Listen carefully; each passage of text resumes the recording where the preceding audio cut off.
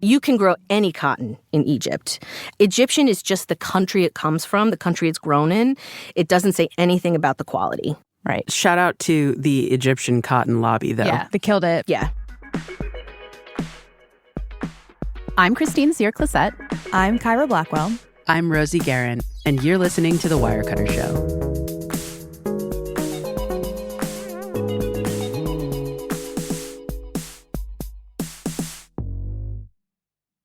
Hey there, it's Rosie. I want to let you know this is a rerun of an episode we originally aired last fall. It's all about bed sheets. It's one of my favorites. Love Jackie Reeve.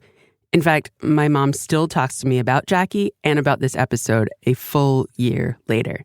So even if you're not in the market to buy new sheets, this episode hopefully will teach you all about the sheets you own and why you may or may not like the way they feel. Hope you enjoy.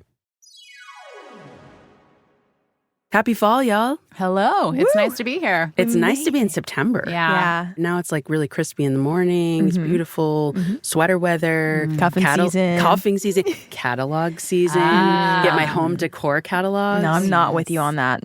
For real? Yeah, you guys still get that? Oh, yeah. I get tons of Absolutely. catalogs in the fall. What do you get? I don't get a book sent to my house in the mail. Definitely not that. I mean, sometimes I'll get stuff on like my Instagram or my TikTok about, like making your house a home for the fall, especially your bedroom, new sheets, new pillows, everything. I get that too, It's actually. nesting time. It is nesting time. And actually, that's how I came to the sheets that are on my bed right now. They're a nice pair of sheets. I mean, it's a direct-to-consumer brand. Put on my wedding registry because they were not cheap. Okay. And I have to tell you, not that much time has passed. The sheets are pilling. That's They're the worst. kind of coming apart. Yeah. And so I'm ready to get a new set of sheets, but I kind of want to make a better choice this time. I want to really make sure that whatever I'm investing in, because they're not cheap, Yeah. especially if you're shopping for a queen-size bed. Yeah. And so I want to make the right choice, but I realize, wading into this, that I know so little. Sheets are a tricky purchase. You know about Yeah, sheets. I know a ton about sheets. I edited our sheet coverage for a long time, and I happen to know a lot about fabric. And, it's one of these purchases that you can spend a lot on and not be very happy with your purchase at the end. That's why I'm really pumped to have our guest today, Jackie Reeve. Ooh, so excited. She's so great. She is our bedding writer, and she has been testing sheets for us for a long time, almost a decade. And Jackie's also a quilter, and so she's just very knowledgeable about bedding in general and about this topic in particular. This is great. I'm so excited to hear from Jackie. I am too. We're going to take a quick break, and then when we come back, we'll talk with Jackie Reeve from our home decor team. See you in a sec.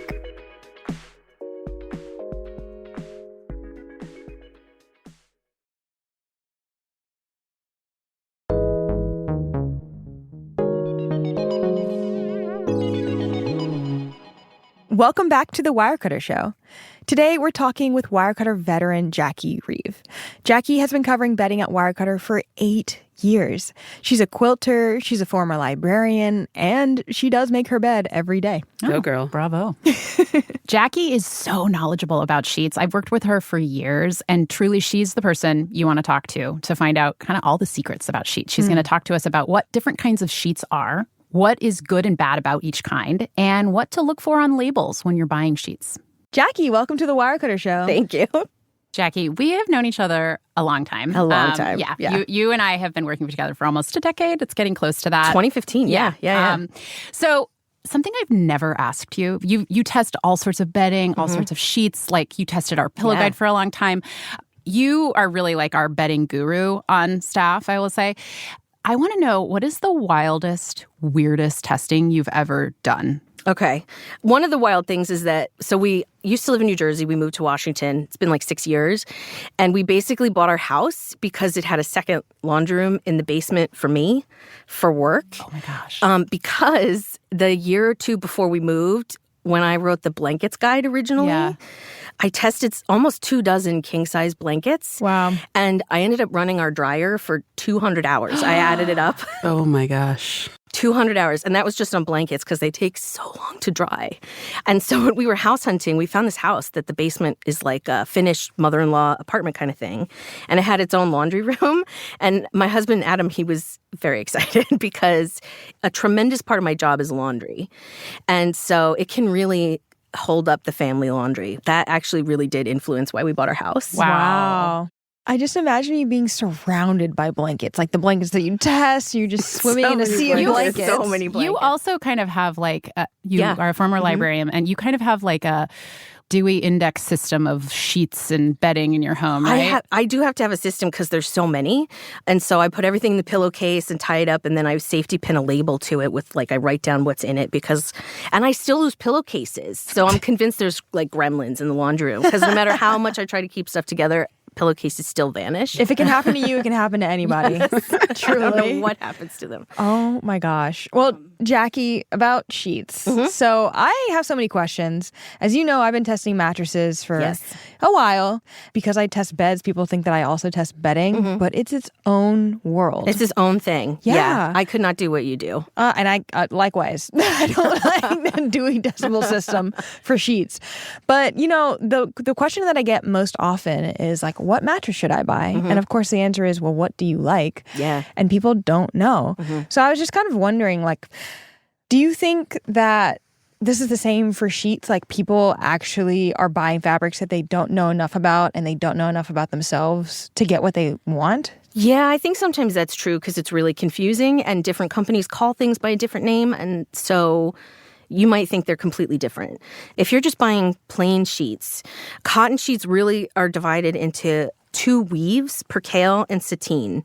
Sometimes you see percale written as like plain weave, but that's sort of outdated. And sometimes you see sateen written as satin, and then people think it's satin, and it isn't. And so they're different weaves, and they have different kind of properties that are very distinctive. And Jackie, when I used to edit you on a lot of our sheet coverage, and we kind of always suspected that when people were complaining about their sheets, a lot of times people say, oh, my sheets are too rough. Yeah. That oftentimes people might be buying the wrong sheet for them. So they might be buying percale and thinking, ugh, this is really rough, when that's actually just oftentimes a bit like a feature, not a bug of percale. 100%. And so it's figuring out the texture that you like, and some people are just hypersensitive to it. We've even had readers that have bought picks in the past repeatedly and didn't like the texture, and we had them send the sheets in so that we could, try them out and see if we could find the problem. And it is very individual to the person. It might feel fine to us and not to someone else. So it's first understanding if you want a really smooth, silky sheet, and that's sateen, or if you want a kind of lightweight, airy sheet that's crisp, and that's percale.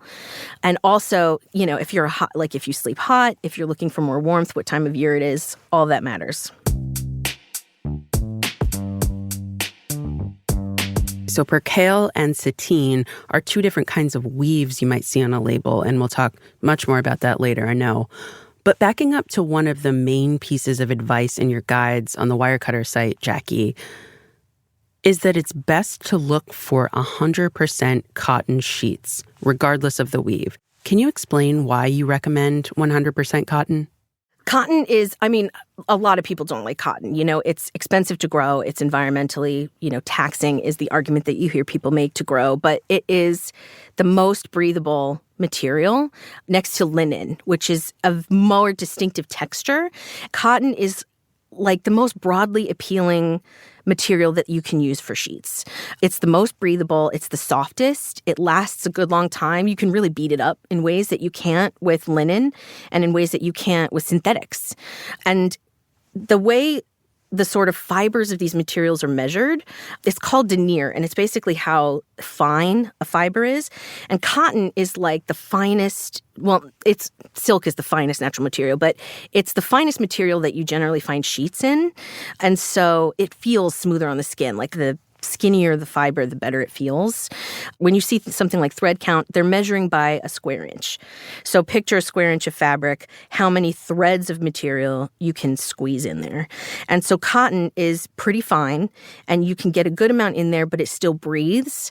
Synthetics, because they're not natural fibers, you can engineer them to be even finer. They are very skinny.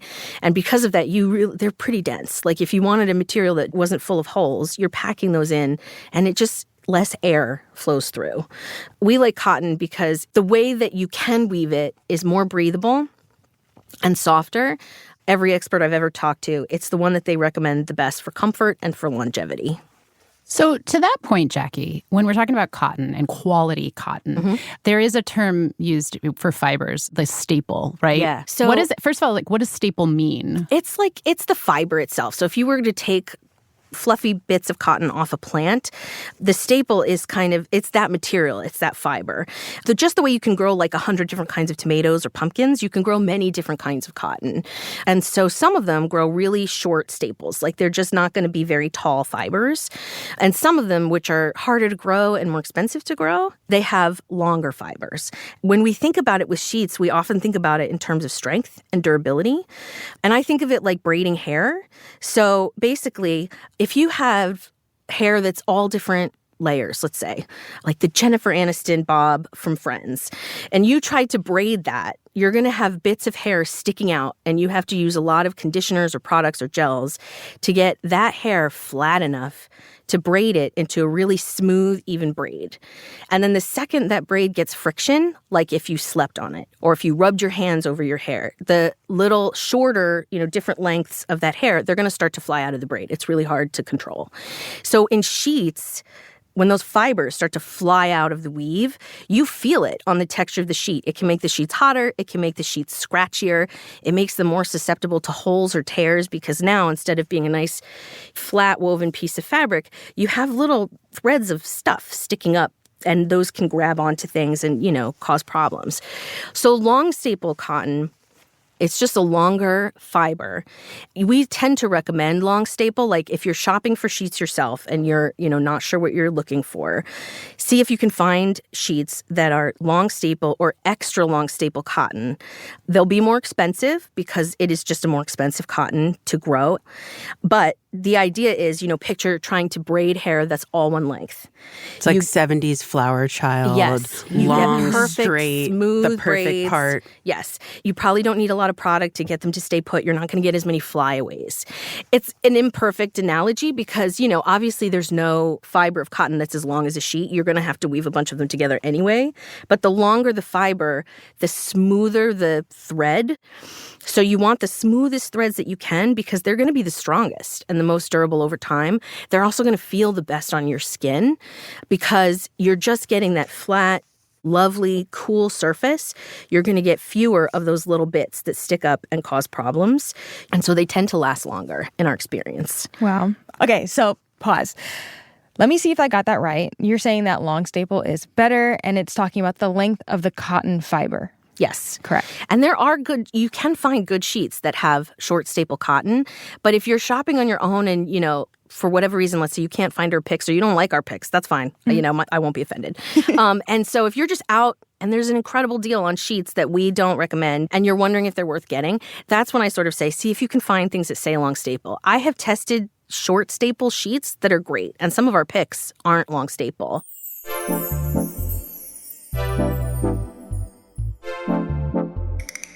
What do people mean, because this is another thing I've seen on labels, what do people mean by Pima or Supima? So Pima is a long staple cotton. It's a fabulous quality cotton grown in America and parts of Latin America.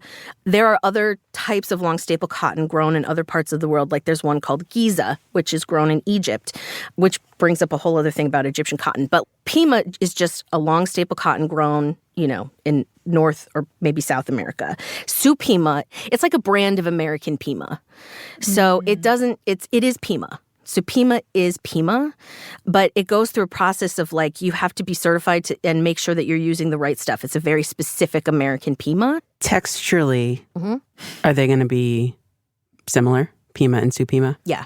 Almost the same. Almost the same. Yeah. Like one of our sheet picks, LL Bean, they've gone back and forth over the years between Pima and Supima cotton. I've tested several sets of those sheets. I've never felt a significant difference between them. You mentioned Giza cotton and Egyptian cotton. Yeah. And you kind of hinted that there's a bigger story when people see Egyptian cotton on labels. I think people often think, ooh, that's the high shelf. That's the best, right? But not necessarily, right? Not necessarily. I mean, you can grow fabulous cotton in Egypt just like you can grow fabulous cotton in the American South and in really hot climates. And so Giza I've tested sheets made of Giza, and they are incredibly expensive and incredibly luxurious, but you can grow any cotton in Egypt. And so companies will put that Egyptian cotton label on a product. It does not mean it's the highest end cotton. Egyptian is just the country it comes from, the country it's grown in. It doesn't say anything about the quality. Right. So unless it says extra long staple Egyptian cotton, then you are, that's what you should be thinking about. Shout out to the Egyptian cotton lobby, though. Yeah. They killed it. Yeah. But there's only like a couple of sets of sheets that I know of that are actually made with, it's called Giza 45. It's like the most luxurious cotton in the world. And they're incredibly expensive. And so when they're using that incredibly fancy Egyptian cotton, they will tell you that it is Giza. And so like you will know from the price tag and they will name it. If it just is Egyptian, it could be anything. All right. So let's talk about thread count. Okay. Why is thread count not necessarily the most important thing to look at on a label? Okay, so it's an easy number to manipulate, and it's something that caught on as this marketing idea, but it doesn't tell you anything about the quality of the cotton being used. And people have this real idea that the higher the thread count, the better the sheet. It doesn't work that way. It just became a thing, and a lot of companies would overestimate, how many threads were actually in their materials. When I've interviewed experts about sheets and, sort of said, what thread counts do you look for? They all tell you the same thing. I've talked to people who work in the industry. I've talked to professors who study this stuff. I've talked to textile experts. That kind of 250 to 300 range for Percale and that sort of 400 to 600 range for Sateen is the general range that everybody's given me. And in testing, I've tried less than that, more than that, all over the place. Those really do end up being the sheets that perform the best in our tests. They all end up falling in that range. So it's not a measure that we pay as much attention to. Wow. I just know that my dad's going to be crushed when he hears this. I know. He loves being that person in TJ Maxx finding the greatest deals on 1,200 thread count sheets. Yeah. Are there other things that people should be looking for in labels that really indicate that there are quality sheets inside? I also look for OCO-TEX certification. Okay, what's that? So OCO-TEX certification is a process where companies who are making these products send their materials off to this company to be independently tested. And there's a list of materials that they are making sure don't exist in the sheets, like things that maybe will cause allergies or just you don't necessarily want them up against your skin. It's just looking for specifically harmful substances that might be in these sheets. And when we started, it was really rare. Yeah. I feel like 10 years ago, it wasn't very common to see OCO-TEX on a label, but now you can go into Target and see it on a lot of labels. Target is ahead of most other companies on this stuff. They've actually gone a step further. So the standard certification that you go through for OCO-TEX, it's called the Standard 100, and it is 100 substances that they're testing for. And now there's another certification called Made in Green, where they've gone a step further and not just tested the materials for these substances. Now they're actually working with companies to go to where they're manufacturing things to make sure that the facilities they're manufactured in follow certain guidelines. And so far, they're, off the top of my head, they're the only brand I can think of that I see doing it. So there are some chemicals that are in sheets, but they're not necessarily considered harmful. Yeah. What would those be, or what are they used for? So most of the time, they're conditioners and finishes is the general sort of industry terms. And what that involves is very challenging to figure out because companies don't love to tell you that. But basically, when you're manufacturing a sheet and you want them to feel amazing out of the package, you want them to fold very perfectly a certain way and look flawless, they will put conditioner on them just like you'd put conditioner on your hair to keep that braid tidy. That's how they arrive at the store. And so plenty of those are perfectly fine. All we can basically confirm from what we're able to gather from different companies is that it's just not these 100 substances that, OCO-TEX tests for. The thing about a lot of these, though, and I know that people get nervous about the idea of anything being on something that's going to be against your skin. It washes out. So we always say wash your sheets when you first get them because it'll get rid of a lot of the stuff that comes from the manufacturer to make them pretty. When I've interviewed experts about this and talked to them, most of them say if you wash your sheets by the 5th or 6th wash, it's pretty much all gone. And that's why so much of your testing involves laundry, right? Because that's what you're doing. You're washing the sheets to get them to that true fabric feeling. Yeah, because this is the other challenge about buying sheets if you're just kind of like out there on your own trying things that's so frustrating is you really aren't going to know what those sheets feel like for real until you've washed them a few times. And so this is where return policies become really important because if you can't return it after you've washed it, it's challenging to buy without knowing somebody else has tried it and tested it. And so return policies are a big deal because you want to be able to use the sheets, sleep on them, and wash them a bunch of times, to get that real feel. Return policies are a big deal, but also you're a big deal. And Wirecutter's a big deal. For real. The idea that there's someone, a real human in the world who's gone through that process and can say, okay, after wash number 6, I can confirm that it feels like X, Y, or Z. Yeah, I try, I have processes to be able to compare because it's really challenging. One of them is I put my family through a tremendous amount of testing and they give me feedback. So my poor husband has suffered through a lot of sheets, but so has my daughter, and so she gives me feedback. But usually when I'm testing, I'll keep a pillowcase back. Like I'll keep a pillowcase brand new and then I'll wash the sheets. And so then I compare them after one wash and you can tell right away the difference in how it feels. And then, we'll often sleep on them and I'll do some more tests and, I put them through all kinds of stuff to try and wear them out as much as I can. But then let's say I've washed them 5 times is pretty typical, but sometimes I'll do more if I'm sort of unsure. And so then I'll compare it again to that brand new pillowcase. And the difference in feeling is it's amazing.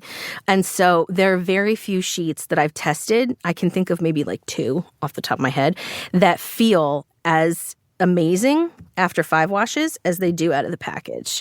And that's a really good indicator that they've put a ton of conditioners to get them out the door to you, as the person buying them.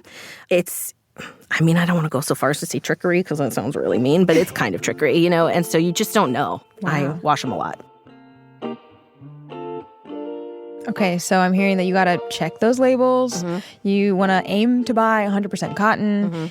Don't be fooled by inflated thread count. Yeah. And you want to wash all those conditioners out so you actually know what you're buying. Yeah, especially if you have sensitive skin. Got it. Yeah. And make sure there's a good return policy. Check the return policy. Check the return policy. Always, always. Yeah. We're going to take a quick break, and then when we come back, we're going to deep dive on the differences between the 2 main types of cotton sheets we recommend, Percale and Sateen. You will walk away knowing which kind you want to try. And a little later, we'll talk non-cotton options and the best ways to score bargains on sheets, which is my favorite topic. You're listening to The Wirecutter Show. We'll be right back.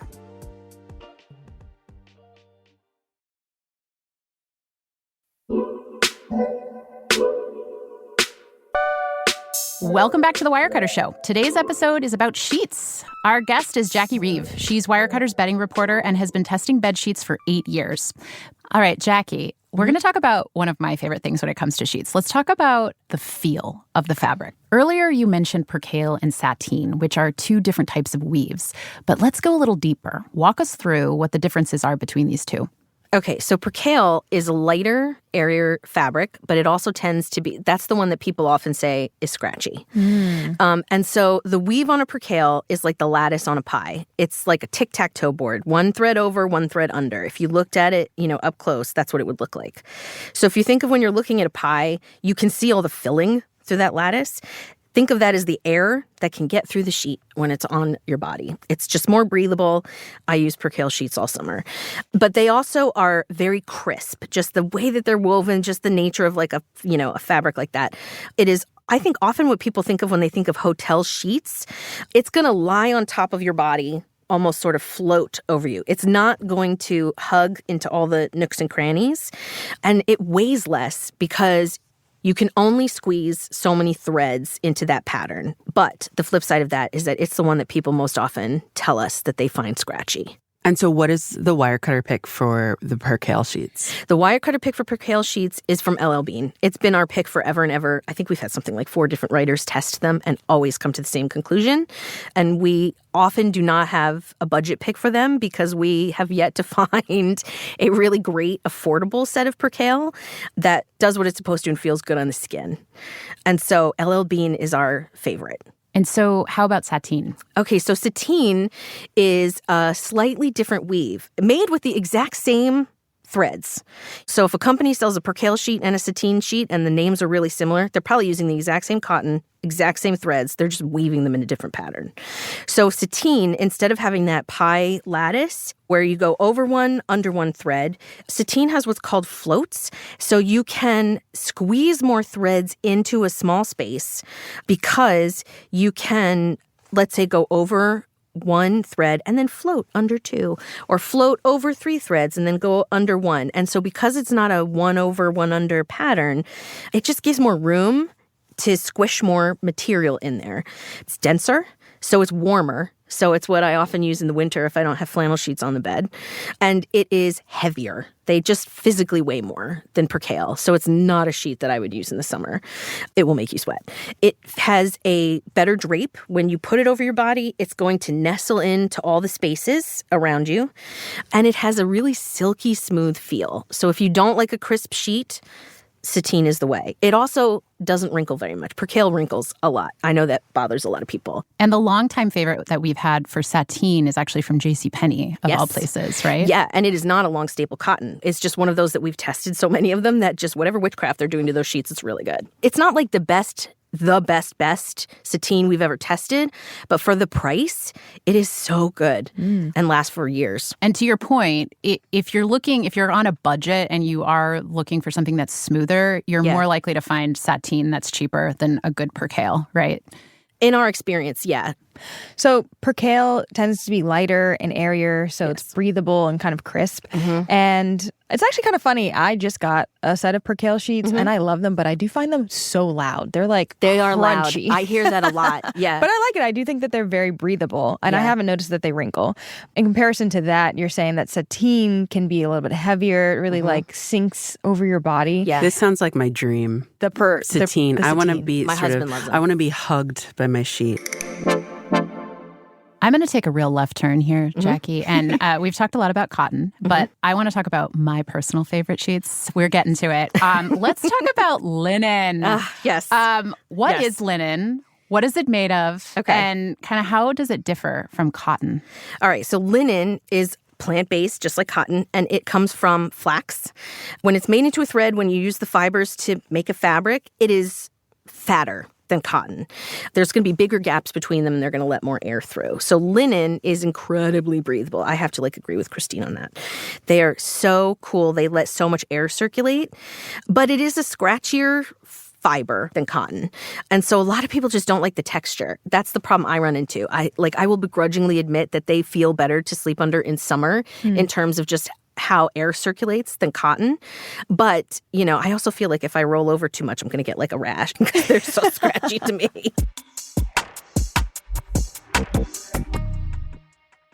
Jackie, what about flannel?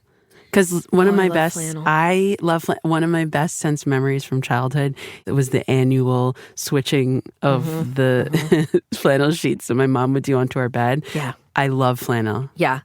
Okay, so flannel is also 100% cotton sheet, the good ones. You'll find some out there that are a mix, and I wouldn't recommend getting those because they're going to be even less breathable. So basically imagine if you just took a cotton sheet and then you took a brush to it and just went all over the surface of that, you would basically be making a flannel. Where does this fit into the braid analogy? It is just like Diana Ross. It's just amazing. You just want to, you could wrap up in that hair. It's so good. And so that's what flannel is, but it is brushing it deliberately so that, that's also why flannel, if you ever squished it with your fingers compared to your regular cotton sheets, it feels fatter. And it's because all those little neat fibers that were laying flat are now sticking up, and that traps air. And so that's why they're warm. So they feel nice and soft and amazing on the skin. They're catching all the heat from your body. That's where the heat in your covers comes from. If you get into a cool bed, your body is what is warming up those sheets.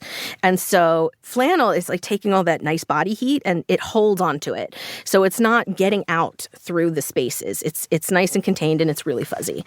I mean, hands down, the best flannel we have ever tested is from LL Bean. That's what we always our thought as top kids. pick, Yes. our Always. upgrade pick. It's just phenomenal. I don't know what they do to that flannel.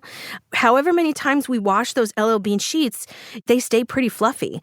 Now, the thing with flannel sheets is they are going to pill because, you know, you have all those little fibers sticking up just from your own body rolling around on them. Eventually, you're going to get little balls of material on the surface. And so part of what we look at in testing is how bad is that pilling and does it ruin the sheet? Like, does it still stay soft? Does it still stay warm? I mean, nobody beats LL Bean. We do have a budget pick from Target, and it's like the best cheap flannel we found, but still, LL Bean is incredible. You've referenced multiple times the testing that you're doing for your sheets. I'm wondering, how are you, besides washing, how are you sort of beating these sheets up? Are you doing barrel rolls? Are you jumping on the bed? Like, what are you doing? I mean, I do get creative. It's one of the fun parts of the job. I've done all kinds of things. Some of them I've like taken my sewing pinking shears and I'll like, those are those crisscross scissors, you know, the zigzag scissors. And so I will try to like damage a section as much as I can and then compare it to the rest of the sheet. I have this tool I use called a pick glass. It's a little magnifier. It's a 1-inch square, and the idea is you put the sheet under it and it highlights 1 inch. So I've used that to count threads on sheets. No, you have not. I cannot do. I'm 45 years old. I cannot do that anymore. My eyes are not good enough. I can't do That's that like anymore. counting grains of sand. Well, because I wanted to counting's see a young man's Go game. when Oh I my was God. learning how thread count worked, and I was trying to figure out, like, is this accurate? I would count. So, like, I'll, do different things to try and damage areas. I've had many tug-of-war situations with my dog, where I let him try to see if he can chew them up.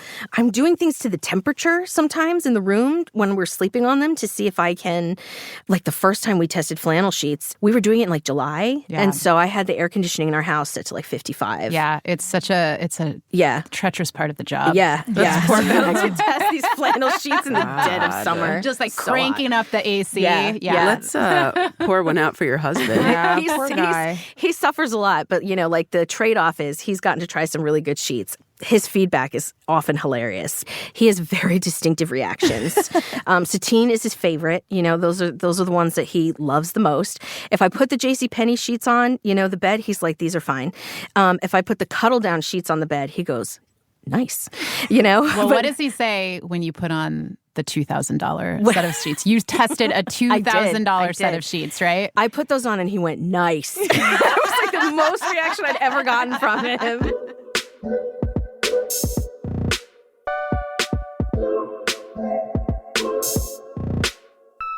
So we know that good sheets can be expensive. Yeah. And some people do think that our picks are too expensive. Yeah. Now that you've walked us through how to read a label, what are your hot tips when, we go out into the wild and you're just trying to find a good deal? Yeah. I mean, obviously follow Wirecutter deals. Black Friday is a great time to buy them. And sometimes there's January sales that are really good. And like around President's Day, we've had some good ones. But absolutely shopping sales is, just hold out as long as you can. The JCPenney sheets are almost constantly on sale. Yeah. We've seen them really low. Like I would never pay more than, I don't know, $60 or $70 for a set of those, like a queen size. But I think we've seen them as low as $40 during Black Friday sales. What do you think about like the bargain stores like TJ Maxx or Home Goods? I think that you have to go in there with an open mind and an open heart. And if you find something that you're really excited about, go for it, You never know till you try it, but just be ready for some heartbreak if they don't work out for you. To end the episode, I want to kind of run through a few lightning round questions with you, because I think there's some other sort of things people see in labels or in marketing that we want to get down to the bottom of. Okay. Are bamboo sheets the choice? Should they be thinking about bamboo sheets over cotton? No. Why? Absolutely not. The sets that I've tested, aside from the fact that there's a ton of greenwashing, which is a term we use when we basically say, they're making them seem more environmentally friendly than they might actually be. And finding out the truth of those claims from companies can be very challenging. In real life, the sets that I've tested, they just don't hold up in the wash. They get very fuzzy very fast, and they're just not worth the price. Okay. Can sheets be cooling? Yes, sheets can be cooling. Cooling sheets, if they're marketed that way, are not cooling. So explain, why is that? So I tested some cooling sheets. Some of them were bamboo. A lot of them feel amazing when they're new out of the package, but once you wash them a few times, it doesn't last. So I've tested sheets that have a special, very science-sounding coating on them to make them cool. And yes, they felt great at first, but that coating is meant to wash out after maybe 50 washes. And after that, you just have okay Percale sheets. What about antimicrobial? Is that something that is legit? Like, can these fight bacteria? I mean, no, is the answer. What I'll say is, like, in huge quantities, some of these products maybe have antimicrobial properties, but probably not in the small amounts that are in your sheets. And what is it that's in these sheets that's supposed to be? I've seen some that use, like, silver. I believe there is some evidence that maybe silver's antimicrobial, but, like, not in the very tiny amounts that are like fibers woven into the threads of your sheets. There's basically no shortcut to having to wash your sheets. You just have to change your sheets. You have to wash them. Once a week, by the way. Yeah, once a week, I at say least. change them once a week. You don't have to like wash them every week. They can live in the hamper for a while, but yeah, get them off your bed as often as you can. Okay, last one. A good set of sheets should last you about a decade.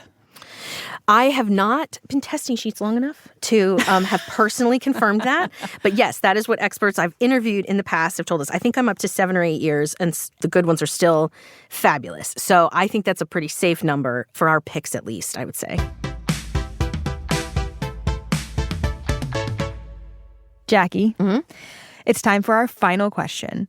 What was the last thing that you bought that you absolutely loved? Okay, I have several pairs now, but I have been buying these overalls called swoveralls. Have you guys seen these on? What does that mean? They are overalls made out of sweatpant material. Stop. Our producer, Abigail, is heavily nodding. Fist pumping, actually. Fist pumping. Fist pumping. They are flippin' amazing. Okay, so they're not fleece lined, so they're not hot. They're like a French terry. Yeah. They're so soft. They're absolutely amazing. I've gotten my daughter into them now, too, so she's got a couple pairs that she's wearing. Basically, if you want to feel like you're they're sweatpants, but they're overalls. It's like wearing a blanket all day, but you can leave the house in them. But do they have like arms? Yeah. Or is it just like sleeves? like a spaghetti strap like style? a denim overall, but made out of sweatpants. I kind of wish we were all wearing these right now. Jackie, thank you for the gift of recommending swoveralls, but also for all of your extensive knowledge on sheets and textiles and everything that we needed to know. Of course. Appreciate you. Thank you for having me. Okay, we just got an education on sheets. I loved that. Masterclass. We got schooled. So what did you take away from that? Thread count is a myth, unfortunately. But you do want to look for like 100% Percale or Sateen cotton sheets. You just need a thread count of like 300 or 400. And maybe you look for like an Okotex certification. And that's it. Quality sheets, not that hard. Yeah. Those are great takeaways. For me, it's Old Faithful, LL Bean, flannel sheets all day, every day. I'm a Mainer, so that just hit me. And the other one is I genuinely am so excited to have learned that I'm a Sateen girly. You now know yourself. I know myself, and I love that. I run colder, so I know now that I am going to appreciate the denser fabric Sateen and the fact that it's going to drape over me and kind of nestle in all those crevices and keep me cozy. And keep you cozy. I am opposite. I love Percale. I like a light Percale sheet. I like a little scratchiness. It's my jam. But I will say that I really loved this analogy that Jackie used throughout the episode about a braid and the weave of the fabric. It made so much sense to me. Good. Yeah, I know a lot about fabric, and I've tried out a lot of our sheets. I think like thinking about the fibers in your sheets kind of like hair makes a lot of sense. It does. And I think also the addition of conditioner. Yeah, exactly. These additives that do something to the hair. Right. Right. You don't really want too many of those on your sheets. Well, if you want to find out more about Wirecutter's coverage on sheets and bedding, if you want to read Jackie Reeve's writing, check out our recommended products yourself, go to nytimes.com/Wirecutter, or as always, you can find links in the show notes on your podcast app. And that's it for us. Bye. Bye. The Wirecutter Show is executive produced by me, Rosie Guerin, and produced by Abigail Keel. Engineering support from Maddie Mazziello and Nick Pittman.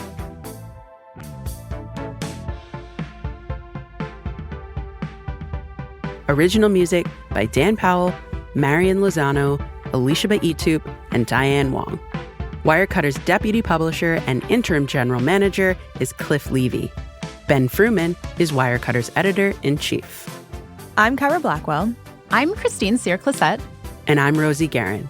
Thank you for listening. I like how you said long staple. She's luxurious. She's elegant. She What is. about extra long staple? Oh, forget it. We don't have that So kind of money. good.